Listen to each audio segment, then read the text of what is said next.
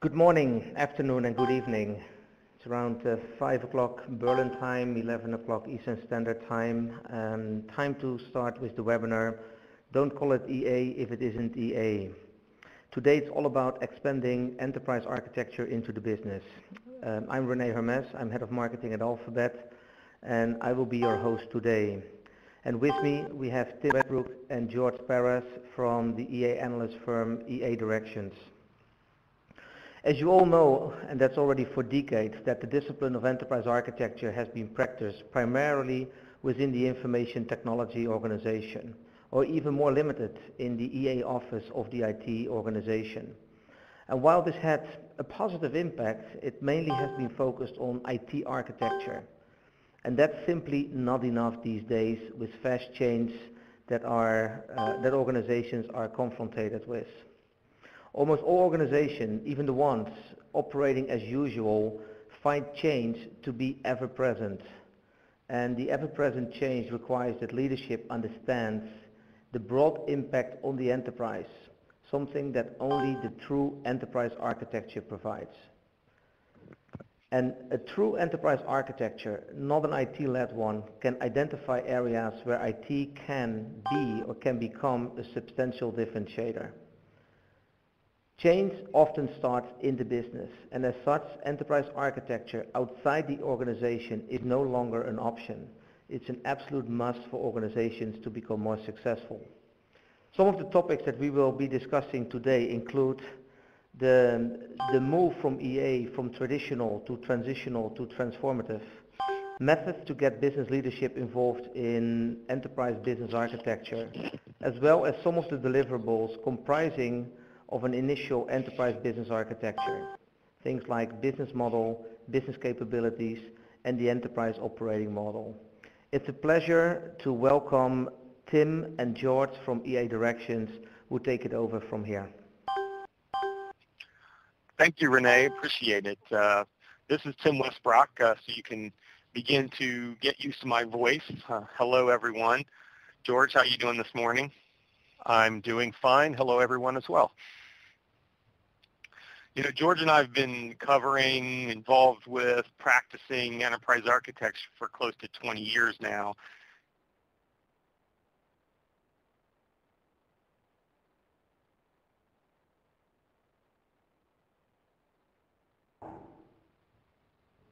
This battle between the practical views of enterprise architecture and practicing enterprise architecture within an operating business, and the idealistic, more strategic, forward-thinking perspective of enterprise architecture, and this constant battle also between a tactical focus and a strategic focus for enterprise architecture. And one of the things that we're going to talk about today that really excites George and I is that this viewpoint of enterprise architecture being more than a tactical, planning-oriented discipline strictly within the IT department isn't actually just an idealistic viewpoint anymore. It actually is beginning to evolve into a business discipline, you know, performed by or represented from the actual business professionals within an organization. And we're going to share with you today some things that we think have contributed to that evolution, and some things that you can do within your own organizations to either promote enterprise architecture into the business or keep it going if you're one of the lucky few that's gotten there so far. So we're going to start with a poll question. We've got 4 or 5 of those throughout. Please take a look at your screen and let us know what you want. We're just kind of interested in our audience here. So how many of you are, you know, representing each of these perspectives? Give you a little time to answer.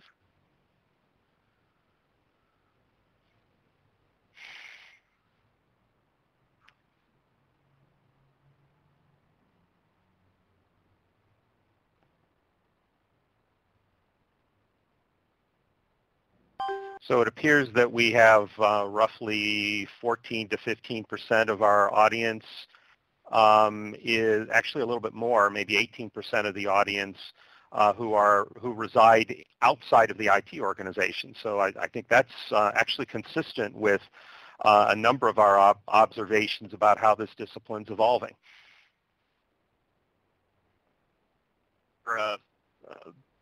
Of late experiences, right? You know, Correct. 5 years ago we did this, we'd have been shocked if 5% of the audience was in a non-IT capacity.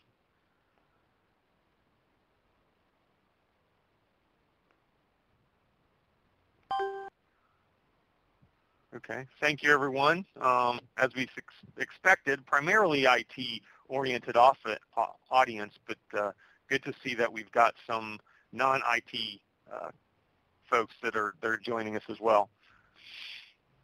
So just to get this started, let me throw this out at you. Our premise here is that EA, enterprise architecture, is not really enterprise architecture the way it's practiced in 99+% of the organizations. It's really IT architecture, and we'll talk a little bit more about what we mean by that. And from our perspective, what's missing? What's the difference between what primarily people are doing that's IT architecture and what could really be considered enterprise architecture, architecting the enterprise, is business-owned enterprise business architecture and enterprise information architecture. And we specify not data architecture. If you think about the definitions that you've seen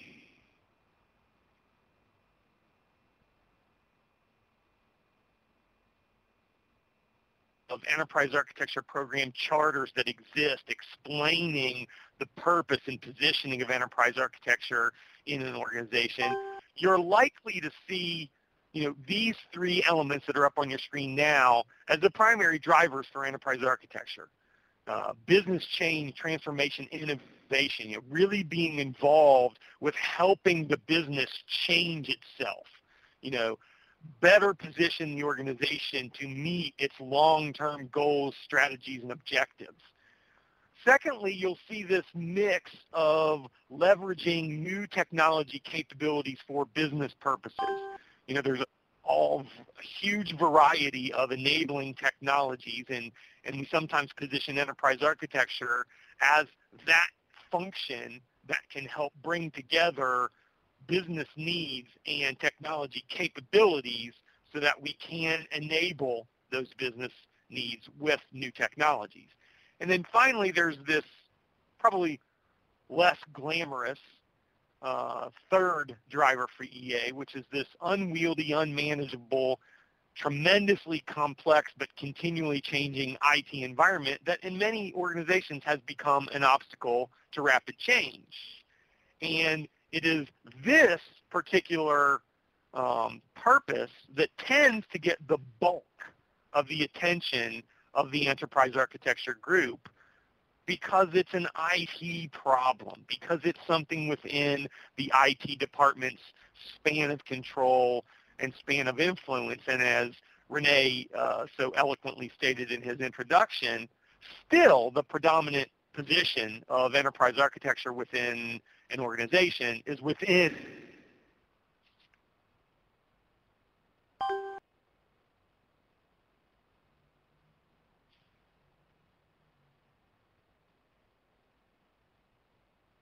Okay, it looks like we dropped Tim for a moment there. Hopefully he'll come back to us in just a moment. This is George. I'm just going to go ahead and pick up where Tim left off, or where we lost Tim, and hopefully he'll be able to reconnect here quickly.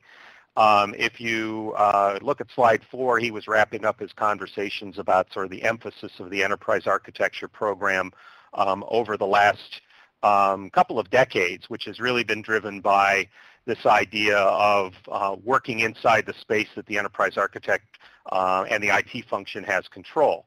And if we go back and look at the evolution of the enterprise architecture program over that period of time, we have seen 3 distinct different emphasis over the last 15 to 20 years. What we call the traditional view, the transitional view, and in the next slide I'll talk a little bit about the transformational view. In the context of the traditional view, back in the 1990s or so, the traditional way to think about enterprise architecture was very technology architecture centric. Yes, most of the practicing enterprise architects made an effort to reach up into the business architecture for substance and justification for the eventual goal of creating a technical architecture. But the decomposition and the approach to enterprise architecture was very much targeted at building out and creating a technical architecture with a little stop in the application architecture space along the way. You know, traditionally the business, information, application, and technology architecture function. Again, the target was very much focused on the technical architecture. If we fast forward a little bit into the early 2000s, we saw a little bit better understanding of what enterprise architecture is all about, and companies began to adopt a more transitional view where we began to see that application and information architecture together were supported by the technical architecture, and a lot more emphasis was placed and really what I would describe as the action in the enterprise architecture space was built around application architecture and information architecture, you know, very much a delivery-oriented model. Again, informed by the business architecture, but not without the active participation of the business architecture team. Am I back on, George? Yes, you are. I was just about to drop into slide number 6 on transformational view. Okay. Yeah, I think, you know, this is the really exciting thing for us is that, you know, these conceptual views that we're putting here in front of you speak to this evolution that we've seen in the different relationships between the traditional domains of EA being business, application, data, and technology. And here what we're suggesting to you, and in a minute we're going to talk about where we actually see this taking place, we're suggesting to you that if you're really going to have a transformational enterprise architecture function, if you're truly going to be supporting and enabling real change in your organization in partnership with the business strategists and planners of your organization, there's a different viewpoint to take. And this transformational view represents that. What we are suggesting here is that there is a real separation between the business domain and the IT domain in terms of the responsibility, ownership, and control of these domains. Within the IT domain, application, data, and technology architecture, the functions that IT is responsible for is very, very competent at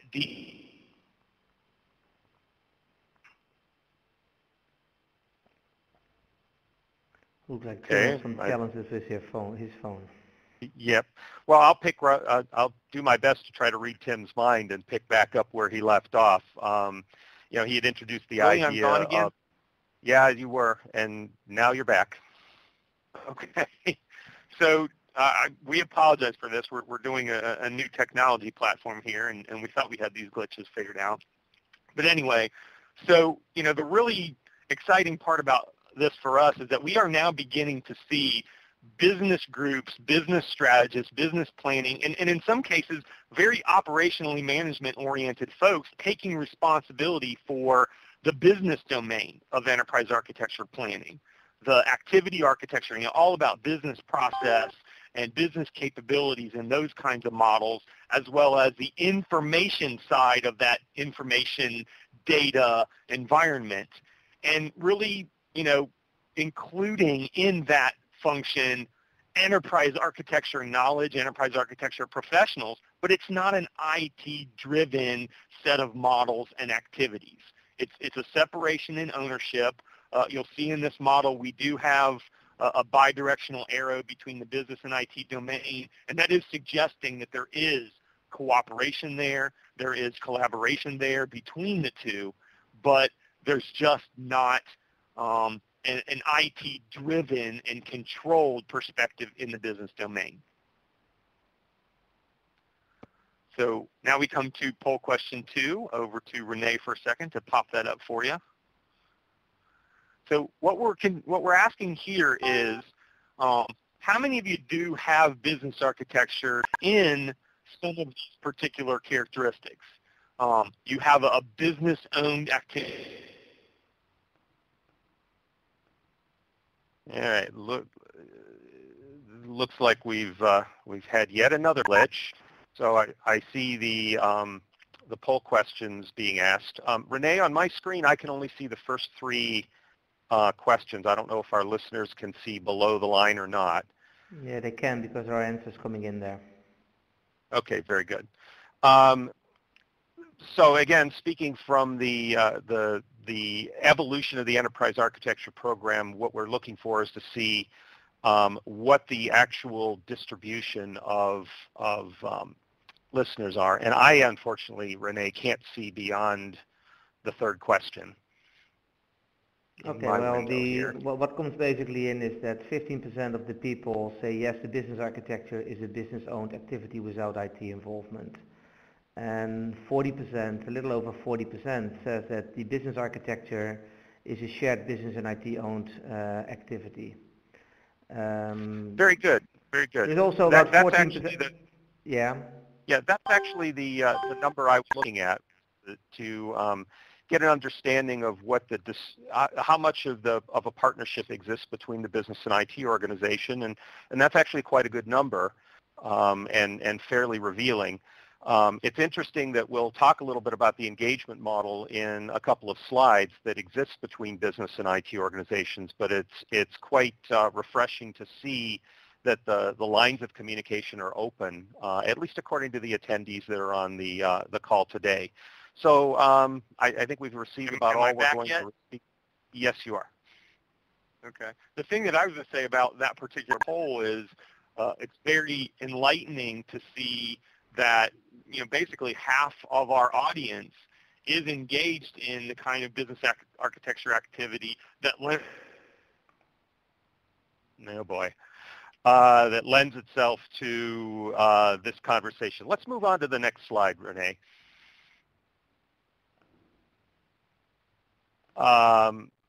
Actually, let's go back one. There we go. So again, I apologize to all the listeners about the pinging in and out. I'm doing my very best here to kind of keep the thread of conversation going. This does bring us to the broader definition of what we believe and what we consider enterprise architecture to be. And you could all read that on the screen here. The perspective that we bring to the table, of course, as enterprise architecture is decidedly a business-oriented function. And it's really about decision-making in the context of change for the organization. The objective of this process is to operate across that transformational divide that Tim described and to unify the activities of the business domain with the IT domain to really help drive the organization to achieve its strategic objectives.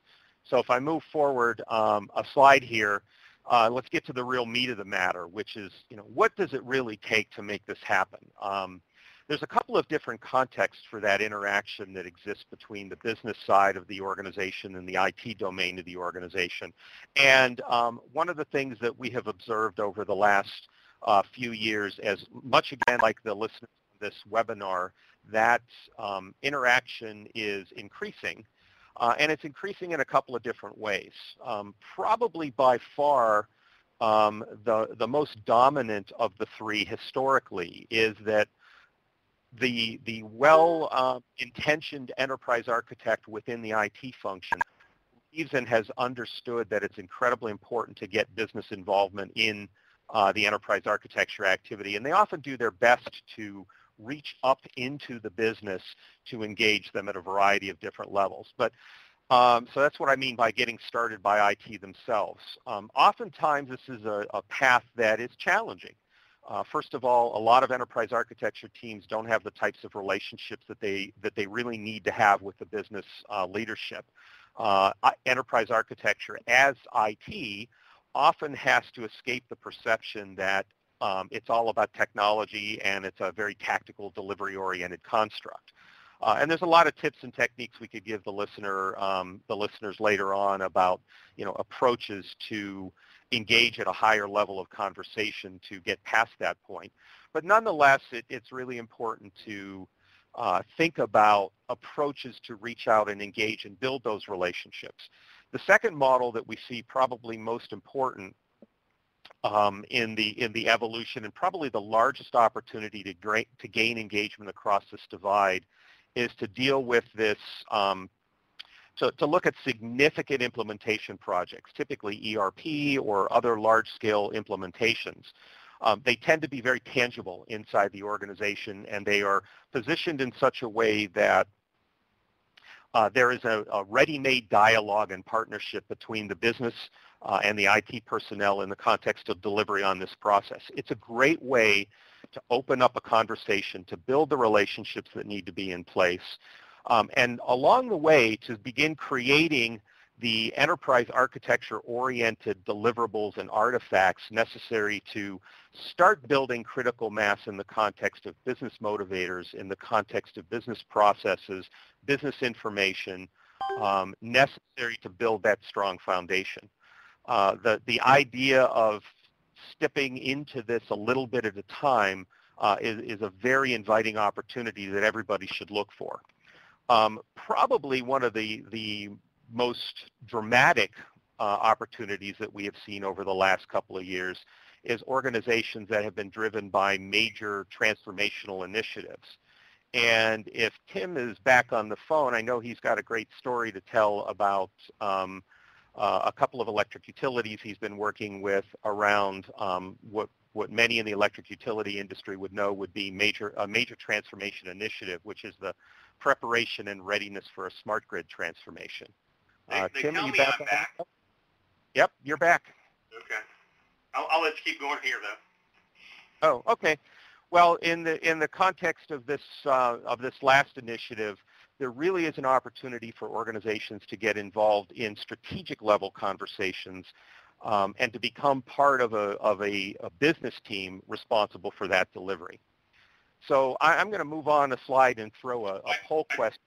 I did want to make one point that last little bullet there on slide 9 is it's interesting that these truly transformationally oriented enterprise architecture efforts that I've been involved with, nobody calls them architecture, right? Nobody calls them enterprise business architecture, enterprise architecture. They truly are using the style of thinking and process and method and artifacts we associate with enterprise architecture, but they don't use that term to describe what they're doing. Right. So let's jump into another poll question here. Renee, if you could pull that forward.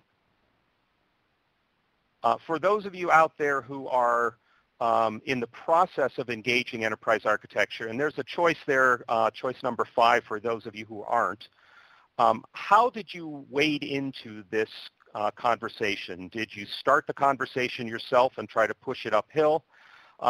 Did you associate with business partnership around the middle model around attaching to a major implementation activity, or was it truly in the context of a major business transformation, i.e.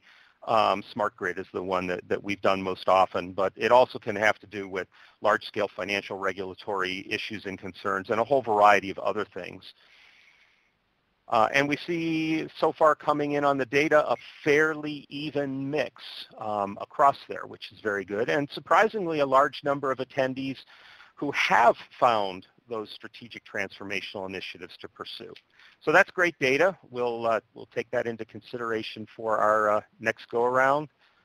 Looks like we've got all the responses in. And let me move on to the next slide. So what does it take to really get started in this activity? The initial activities associated with enterprise business architecture are made up of a series of deliverables and conversation vehicles and communication vehicles that exist between the business leadership and the IT leadership. Most often what we're looking for is any of these 7 types of deliverables because they help establish the context for the business motivation, the business operating model of the company, its strategy, its overall momentum and set of activities. One of the ones that I like to look for when I'm working with clients is the 6th bullet there, which is the business capabilities model. In today's worldview of business architecture, that portfolio of business capabilities, how they're related to the strategy of the organization, and how they manifest in the systems that we deliver within IT, tends to be the glue. It tends to be the intersection point between those two worlds. If you can move towards a model where you've connected the dots to the business capabilities model from above, and can extend that business capabilities model down into the portfolio of solutions and delivery vehicles, it's a very powerful construct and a great way to walk into the enterprise, to the business architecture activity, regardless of your starting point. The last bullet on that particular slide asks a question, how can we assemble these initiatives and these components in a way that achieves our vision? That business capability model tends to be a very powerful way to do it. And by making that statement, I'm not diminishing also the importance of the informational view of the world as well. That also tends to be a very powerful-oriented deliverable. Though I have to confess and work with my clients, I have found that the informational view tends to be the least mature across the spectrum. Without a doubt. I completely agree. So, yep. So moving forward to the what is it that we're looking to see, or what is it that senior executives are looking for from EBA? And this one's a bit all over the board, and I'm going to try to cover off on a combination of the conversations that we often have with business executives on this topic.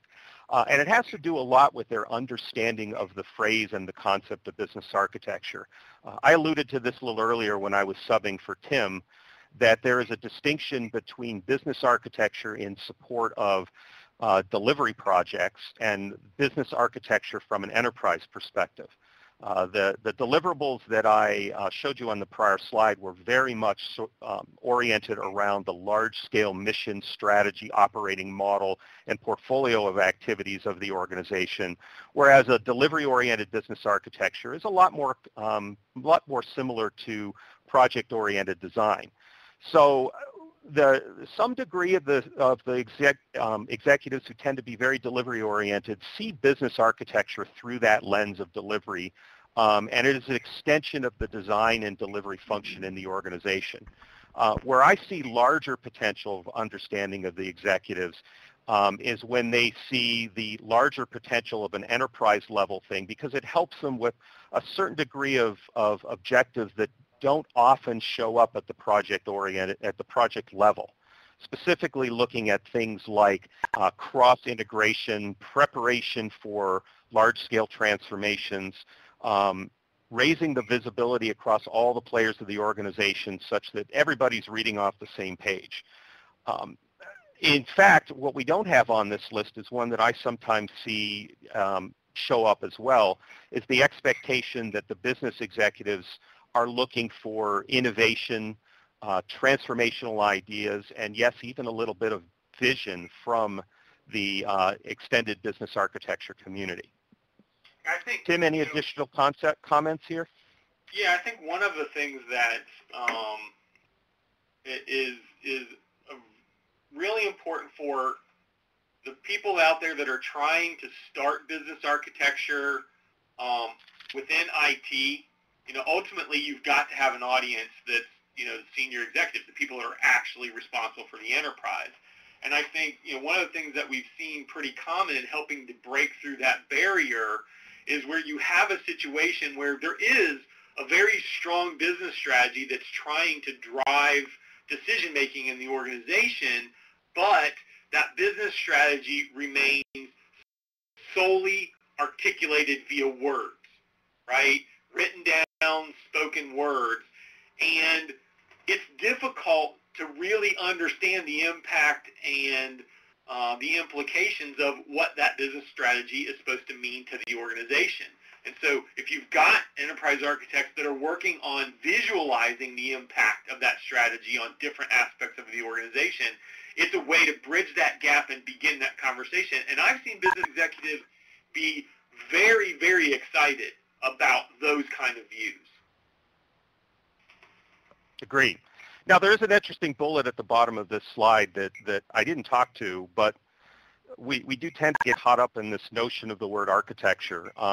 when we are trying to present this idea back to the executive and to gain the attention of the executive, particularly when we're in that first model where the IT community is taking the lead here, using the word architecture can sometimes be challenging. It can be a barrier to having the conversation with the leader.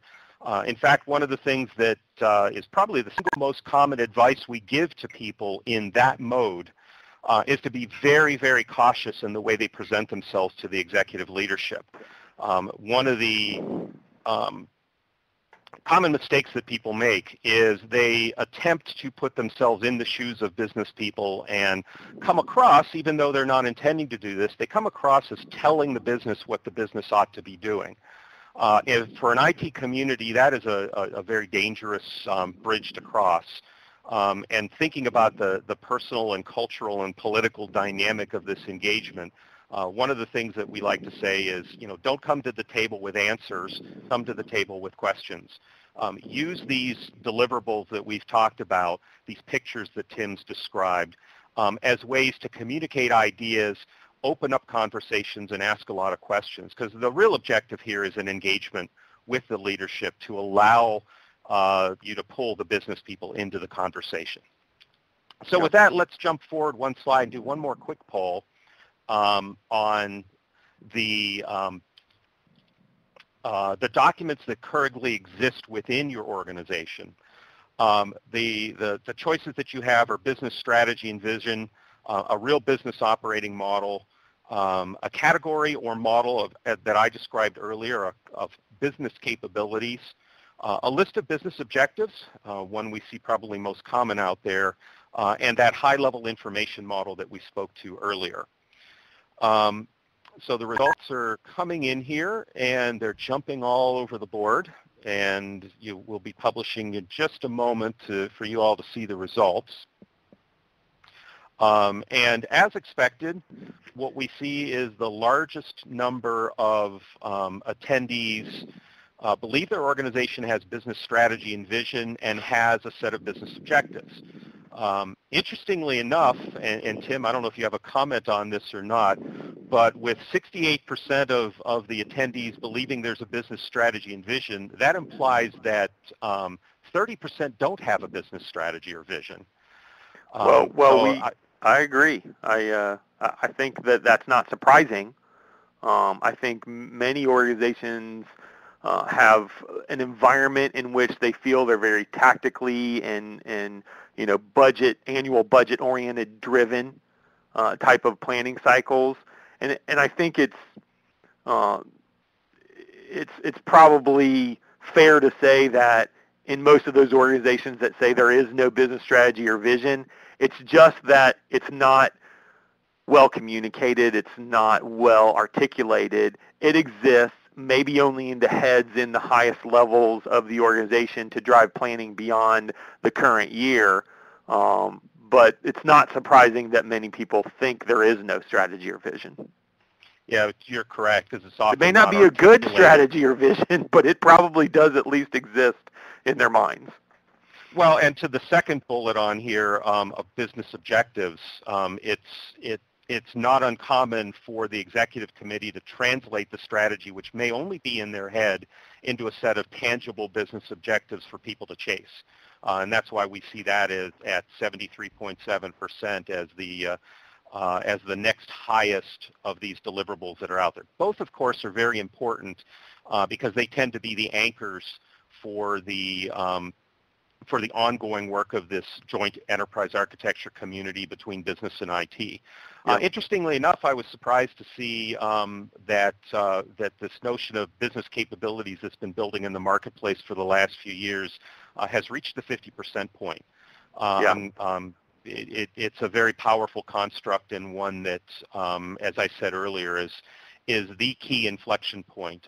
If you don't have a catalog of business capabilities out there, probably the single most important place for you to put your emphasis right now, because it really helps create a dialogue between the business and IT organization. Yeah, I think that once you get beyond, I think once you get beyond those kind of, high-level business context models that are kind of helping, show some high-level models that that show the relationship between different aspects of the organization, that only goes so far. And what we are seeing is this notion of tying business capabilities into the conversation is then what allows you to make real connections between strategy, the work you're doing, and the work you're planning to do. So moving on to the next couple of slides, we're actually going to describe a real-life example that we've been involved with where that transformational view of enterprise architecture, where there's a separation between business architecture activities and IT architecture activities, has really taken place. As George mentioned earlier, we are working with some utilities in North America that are very involved in the development of their smart grid. I'm not going to spend a lot of time going into what smart grid is. We can maybe answer some questions about that in the Q&A. But the way that this transpired very quickly is we had an organization that was struggling with the planning for how to roll out smart grid. There's a very, very large gray area that exists in electric utilities that are working on smart grid between operational technology and information technology. For the longest time, operating technology out in the substations and the distribution network and even far back into generation has been very manually oriented, very analog oriented, and now all of that is being automated in a more digital way in a smart grid. And so now there's a blending of the technologies between OT, operational technology, and IT, information technology, that's caused a lot of different kinds of synergies and relationships to evolve in electric utilities that wasn't the traditional kind of relationships. And with that said, the business folks began to get exposed to a lot of the work that the enterprise architecture team within IT was doing. They picked up on that. They really invited the chief architect to become a part of the smart grid planning effort, and through that involvement, he was able to expose them to even more of the enterprise architecture approach, and they adopted it not just for smart grid planning, but for a lot of the large cross-enterprise kinds of investment decisions that they needed to make that traditionally had either been made by the business people and forced upon IT, or made by IT because the business didn't care. And now they're having much more of a relationship. The way that they are organized to do this is they have an actual business architecture board. They call them the BAB, the B-A-B. It's sponsored by the highest level of their organization, and there's representatives from multiple operational areas of the company. I think that at last count there was 13 members, 3 of which were from IT, not coincidentally one of them being the CIO. The CIO is actually an advisory member of this board. They drew up a charter which was approved by their executive leadership. They have weekly meetings. When they have a particular issue that they can't really adequately discuss because of the detail or complexity within their weekly meetings, they adjourn a subcommittee to work on things and come back and present to them. And it is primarily a recommendation-setting group to executive leadership, but over time it's actually begun to get some authority for some decisions. The kinds of activities that this particular organization has been involved in as it's evolved over the last about year and a half, almost 2 years actually now, they represent the enterprise perspective.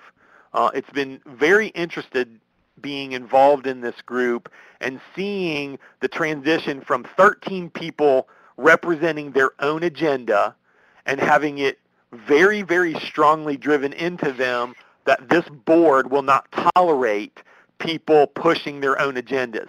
They are there to represent their business, but they are expected at all times to keep the enterprise's best interests in mind first.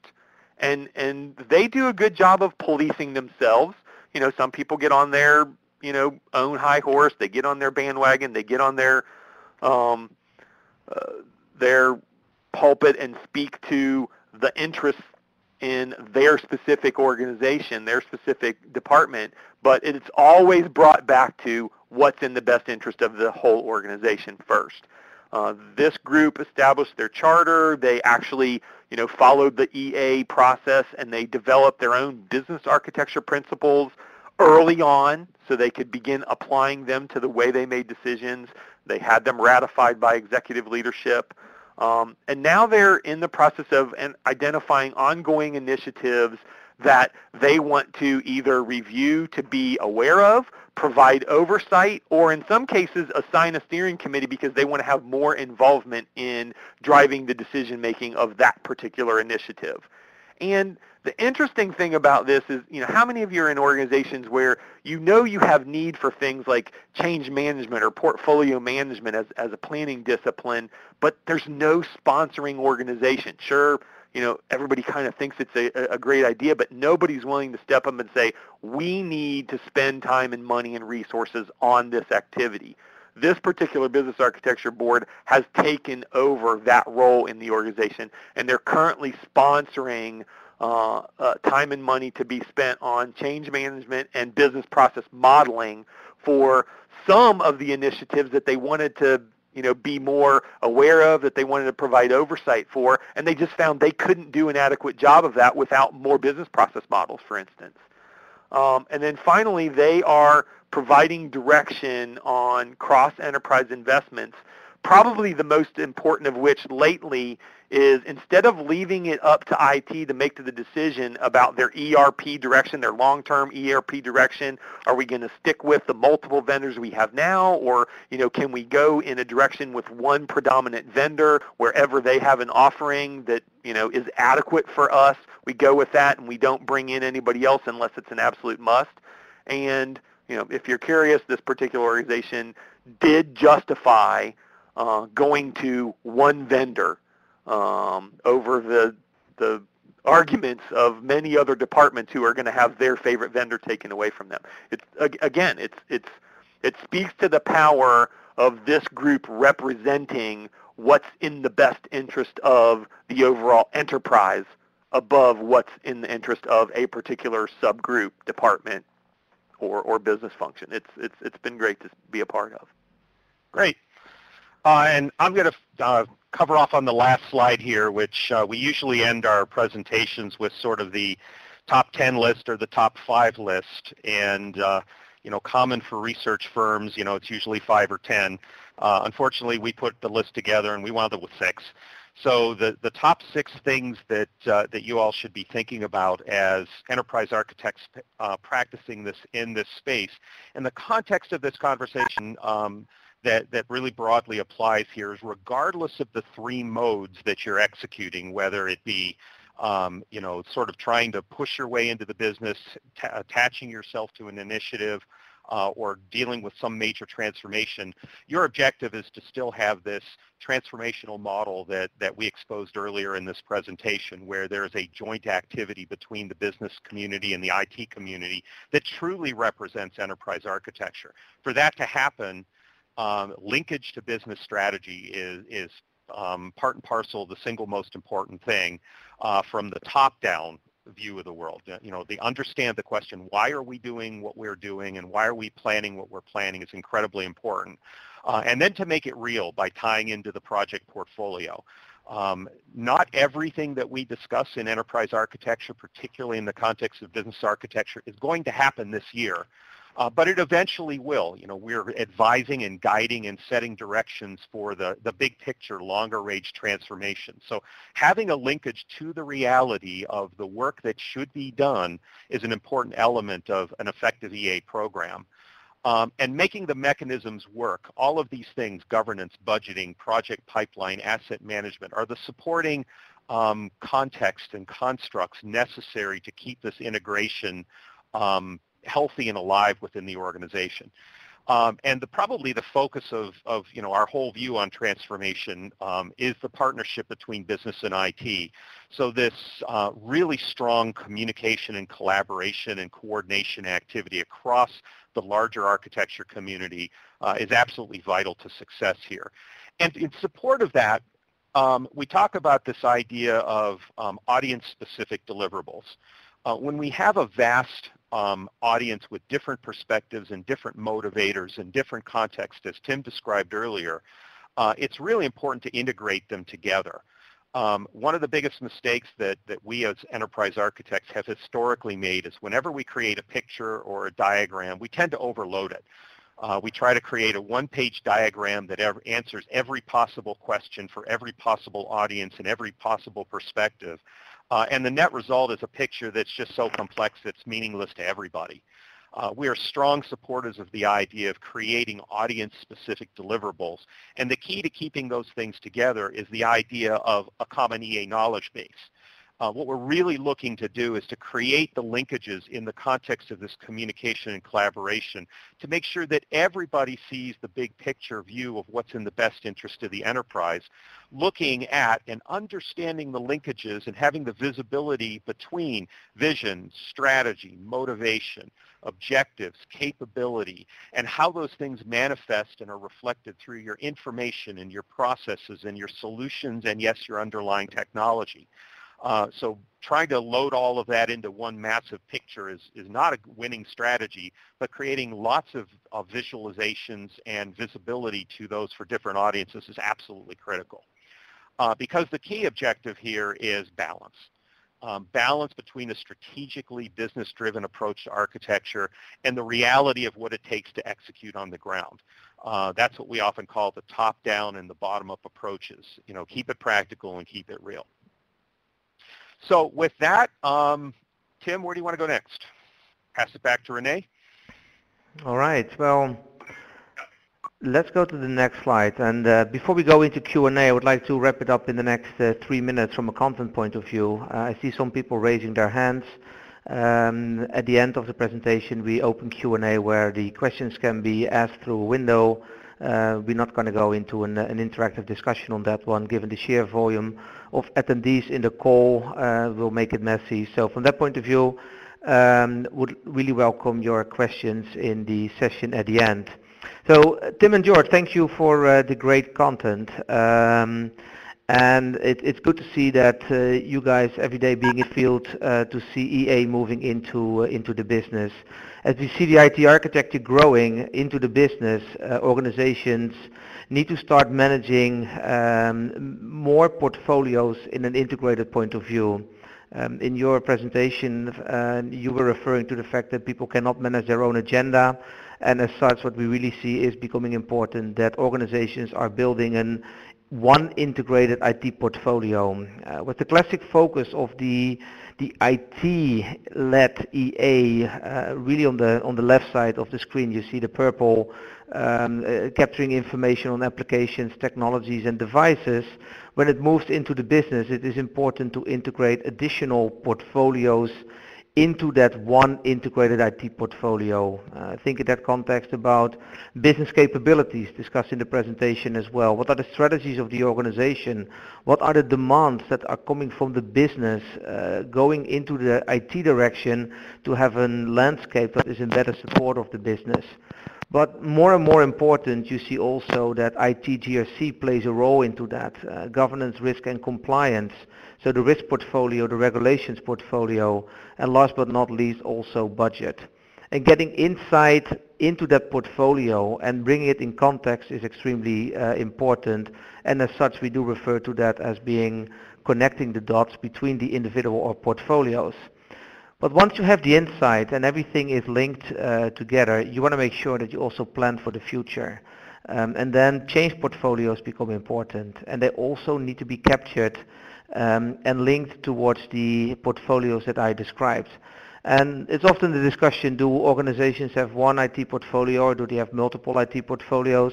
We do believe that there is one integrated IT portfolio with a subset of portfolios that are part of that.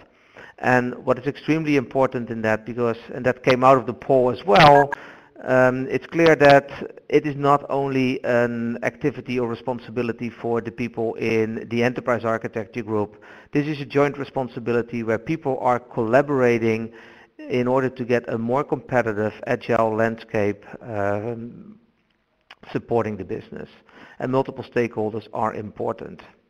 So let's skip this brief example. Later on you can download the presentation and go into that. But in summary, what you can see, what are some of the benefits, and I call it the true EA approach. Conversations prior to the webinar that I had with the people from EA Directions were really about, okay, why do you call it EA? If you could find a term, what is it? And we started to talk about, okay, is that business IT management? Is that integrated portfolio management? Is that integrated portfolio planning? What we really do believe is it is making sure that you get an absolute good, deep insight in your existing IT landscape, and how can you support the planning to a more competitive landscape forward. And some of the benefits that come in there is that people are able to bring up the data accuracy. The average, let's say, accuracy about the IT master data that organizations have is about 55% and is 40 months old of date. That is not a good basis to start planning. And there are some statistics that came from a nucleus research that you see here at the bottom that are available in the resource center on our website. But an integrated approach, and when EA really plays into the business and we have multiple stakeholders, will allow you to bring up the data accuracy. Additional benefits, I just mentioned a couple, and this is the result of a case study that we have done for a large oil and gas company. It's really having $30 million of savings in the first year through strategic standardization. And it's really leveraging the synergies that are coming from the demands from the business. Additional benefits are savings due improved productivity and less project scope. It's tracking of the business alignment. Reduced compliance effort and better governance, because everything is in that one integrated tool. And an additional one here is specifically related to the change, is that you are at an early stage able to discover potential collisions through an integrated view rather than a fragmented view when people are looking into the individual portfolios. So with that, I would like at least to close the webinar and open a Q&A session. What I would like to ask the people to do is basically type the question in the box in the middle of the screen. For those people that would like to leave the conference, that's not a problem. You might consider signing up for one of our future webinars, find more insight about Alphabet or EA Directions, or do a download of the webinar as presented. But before wrapping it up, I definitely would welcome some of the questions here. And George or Tim, feel free to pick up the questions that are popping in. Okay. Well, we've got one there about what do we define as a business capability, and that's probably, honestly, something we could do an entire webinar about. My experience so far has been, like enterprise architecture, that's one of those terms that means something different to everybody. What I've actually seen being much more effective is people creating a business capability hierarchy. We've got a client that we're working with right now, and they're working with a major transformation effort in the business side, and the business actually drove them toward coming up with a capability map. And what they've done is they've started with their business, and they broke it up into the 7 or 8, and they tend to be functional delineations versus process delineations, if that makes sense to you. They broke it up into the major functions of the organization, and then they started breaking each of the functions down into the primary things that organization needs to do. And that's not a great definition, but what we're finding is capabilities is that common language across different business functions and between business and IT that allow you to hone in on the kinds of activities that multiple parts of your organization are engaged in, and allow you to consider consolidation of solutions for those capabilities. And, okay. Kim, I would certainly invite you to talk to us afterwards, and we could have a little more detailed discussion about that and show you some examples. There's another question here I'd like to take a stab at because I thought it was particularly insightful. Andrew writes, why do you still refer to business and IT as if IT is not part of the business? Which I think is an incredibly insightful question, because that's exactly what we're trying to get away or what we're trying to move to, is the idea that IT is in fact part of the business. The simple truth is, perhaps, Andrew, you're fortunate enough to have that worldview inside your organization. But I think that's an uphill climb in many organizations that exist in the world today. They see IT as not necessarily part of the business. They see a delivery-oriented organization whose mission is to manage the technology, and that sort of mind melding that IT is integral to the business, that IT is a partnership to the business, that in fact the IT is the business in many cases, is a bit of a journey. That's one of the soapboxes that we would climb on in other speaking activities to really drive that message home, that IT and the business are in fact inseparable.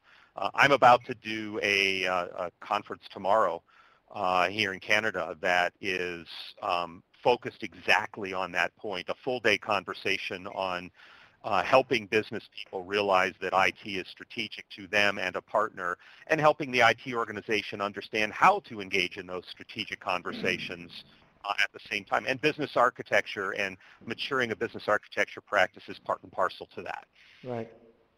Yeah, So and I think great you're question. absolutely right. I think the fusion between IT, the business, and finance is the end goal that organizations aim towards, and also some research is out there that organizations where it is closer aligned and almost fused are the more successful one from financial parameter point of view. Mm-hmm. Let's see. Let me scan down this list of questions. Here's one from, is it Isaac? Where should the enterprise architecture report? The CEO, the CFO, or the CIO? Good question. Tim, you want to take a first run at that one? Well, I think that if we're talking about true enterprise architecture, the way we've described it, where you have a business domain and you have an IT domain, you're actually going to have two people responsible ultimately for enterprise architecture. You're going to have the IT architecture somewhere within the responsibility of the CIO, and that's great, that's traditional, that exists. What we're seeing, however, is when there becomes a business-owned transformative enterprise architecture effort on the business side, it tends to fall within the group that's responsible for strategic planning. Now, in most organizations, that's probably somewhere within the responsibility of president, ultimate, executive leadership of the organization, but probably directly under the purview of somebody responsible for strategic planning. And I don't know, quite honestly, that it's necessary for EA as a whole to be the responsibility of one person. I think it's fine for that to remain a dual responsibility between the CIO with the IT, the CEO with the business side, and a collaborative effort to combine the two of them. Good. Renee, do we have time for one more? Yeah, take one more question. Then it's exactly at the clock of 6, my time. Okay. A question here asks, what are the most important activities in the space where business and IT need to interact? And I'll take a first cut at that. It's a great question because it brings to mind for me a number of different perspectives. The traditional interaction between business and IT organization is that the IT organizations delivers on providing the business with the application and solution support for its business processes and functions, the care and feeding of the information, basically keeps the system up and running and keeps it online. I consider all of those things to be the ante in the game. The context of the business relationship with IT has first and foremost got to be based on delivery and credibility. I mean, if you don't have that, then your ability to reach up into this other space is limited. But once you are in the game, once you are really at the level where the IT organization is a sound delivery and development function for the business, this next level of maturity is really what we've been talking about in this conversation, is the ability to have the two organizations interact in a way that keeps the business, keeps the organization, whether it be public or private sector, keeps it whole. Too often, organizations fragment into individual activities, individual silos, and those silos tend to operate across purposes of one another. One of the keys that the IT function can bring into the business as a strategic partner is this integrated view of how the parts relate together. So I think probably the most upside potential for this relationship with business and IT is not in the delivery of specific business solutions. Again, that's the ante. But in the understanding where multiple business solutions interact, where we break down silos and we strive for leverage and continuity, and even some of the properties that we often talk about in the enterprise architecture discipline around reducing complexity and increasing the agility of the organization to allow it to pivot and react to changes in its marketplace in a very efficient and effective way. So anything that has to do with the informational model, with this functional hierarchy and the capabilities that we've described in this conversation, and the integration thereof between those things taken as a portfolio is really the context of the activities and the interaction that I see between the two organizations.